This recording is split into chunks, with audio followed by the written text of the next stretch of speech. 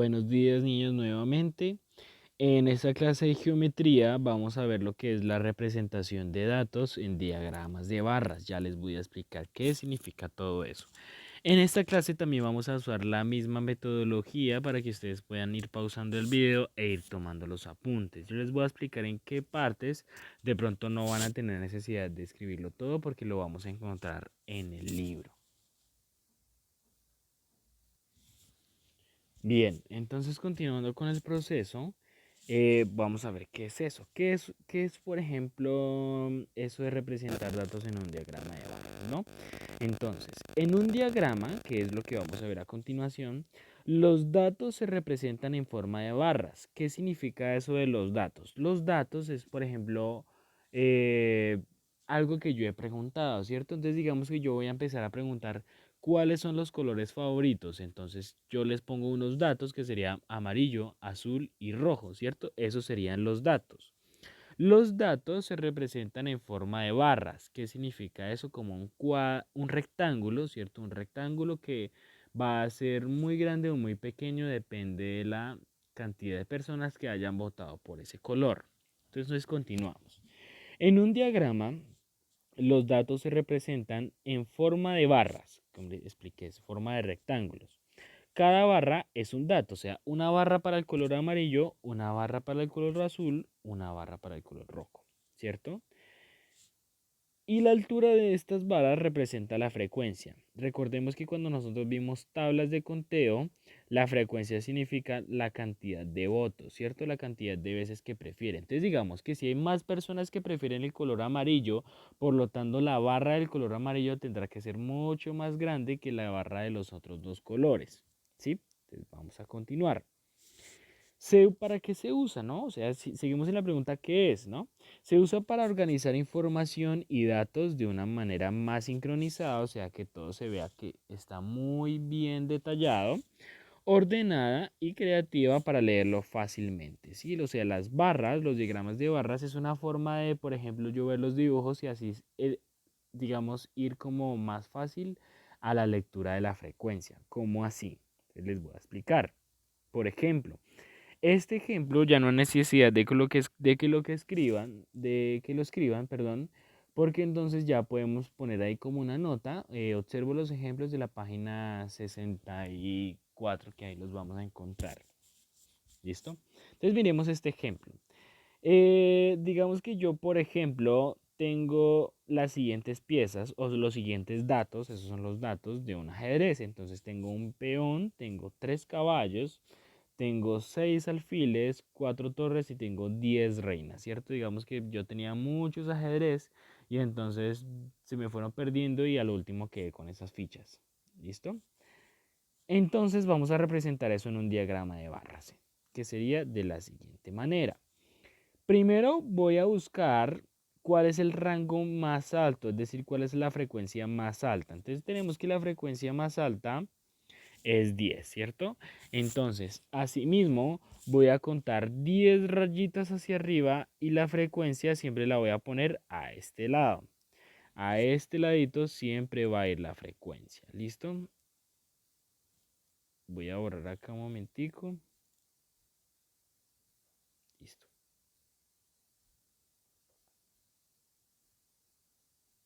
La frecuencia siempre va a ir a este lado. Entonces, miren que por ejemplo esta tabla tiene hasta 12, pero ni ninguna que llegue hasta 12. O sea, tienen hasta 12, pero es como una forma de hacer que sobre. ¿Listo? Tengamos en cuenta que aquí va de dos en dos, ¿cierto? Que son formas de representarlo y ya les voy a explicar por qué.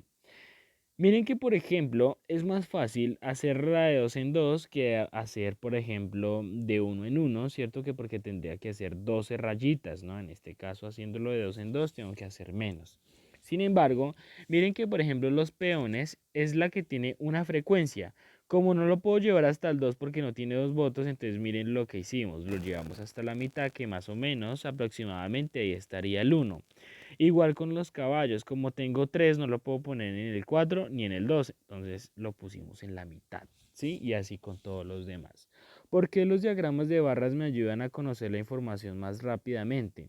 Porque miren que si yo tuviera una tabla con más datos, a mí me quedaría un poco difícil empezar a buscar cuál es el más alto. De pronto yo iría 6. pero no vi el 10, ¿cierto? Entonces ahí me equivoco. En cambio, miren que con este diagrama de barras es mucho más fácil saber cuál es el rango más alto, porque miren que nomás miro la barra más grande y ahí voy a hacer cuál es el que tiene mayor frecuencia. En este caso, el dato que tiene mayor frecuencia son las reinas. Vamos a ver otro ejemplo. ¿Listo? Digamos que yo tengo, por ejemplo, hice la cuenta de los días según el clima en el año, ¿no? Entonces digamos que un ejemplo, ¿no? En Colombia hay 19 días soleados, hay 14 días despejados, hay 23 días nublados, hay 12 días ventosos, o sea que tienen mucha frecuencia de viento, incluso, o sea, de velocidades ya muy altas, porque pues todos los días hace viento, ¿no? Sino que ya son velocidades pues ya de pronto que sí, de pronto uno se puede asustar y 15 días lluviosos, ¿no? Es un ejemplo. Entonces vamos a poner eso en una tabla. Y es lo que yo les mostraba anteriormente. Miren que aquí se hizo una tabla de 2 en 2, ¿cierto? Y las que estaban entre los dos se ponían la mitad. Pero también lo puedo hacer de uno en uno, como en este caso. Pero entonces miren la diferencia. ¿Qué tantas líneas tendría que hacer? ¿Listo? Como en este caso la frecuencia más alta es 23, ¿cierto? Entonces yo no puedo hacer una tabla o un diagrama de barras que tenga menos de 23, porque cuando tenga que escribir los días nublados me voy a quedar sin espacio, entonces tengo que hacerlo o hasta el 23 o un poquito más alto. Normalmente se hace un poquito más alto para que como que no se vea tan amontonado, ¿cierto?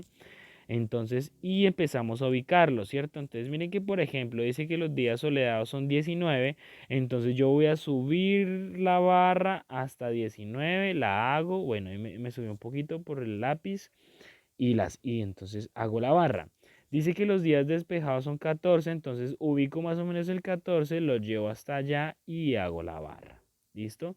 Y así con todos los demás ejemplos, ¿vale? Por ejemplo, los nublados llegado hasta 23, en la tabla está bien hasta 23.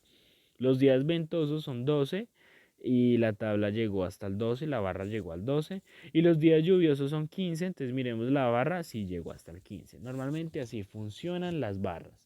Lo que me diga la tabla, ¿cierto? Si la tabla me dice que los peones son 1, la barra tiene que llegar hasta 1, no la puedo hacer hasta 3 ni 4 porque hay que hacerle caso a lo que me dice la tabla.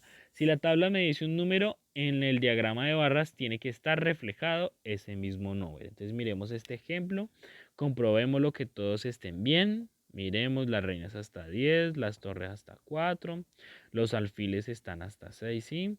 Miren que los caballos están entre el 2 y el 4, o sea, están 3, y los peones están entre el 0 y el 2, o sea, en 1, ¿sí?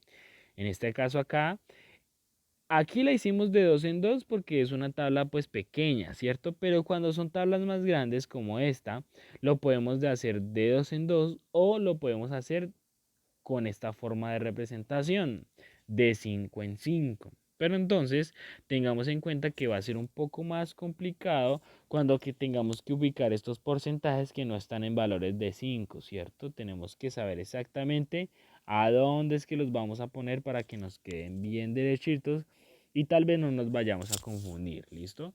Entonces yo les explico.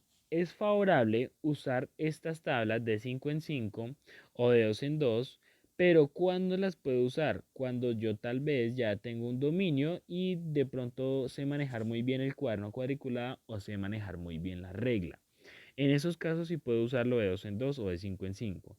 Pero cuando yo tengo como inconvenientes para ubicarme en el cuaderno, de pronto no sé manejar muy bien la regla, pues yo les recomiendo que mejor lo hagan de uno en uno. ¿Listo?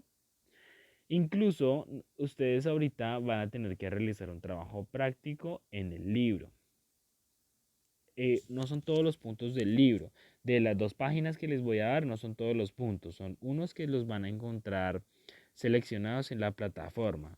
Sin embargo, me gustaría ver también cómo ustedes trabajan las tablas. O sea, me gustaría ver que ustedes mismos hagan una tabla y un diagrama de barras. En este caso, yo les voy a enviar los datos y les voy a poner los datos que ustedes tienen que hacer para ver cómo les va. ¿Sí? Más o menos aquí yo me doy cuenta cómo les queda más fácil. Si les queda más fácil de 2 en 2 o de 5 en 5.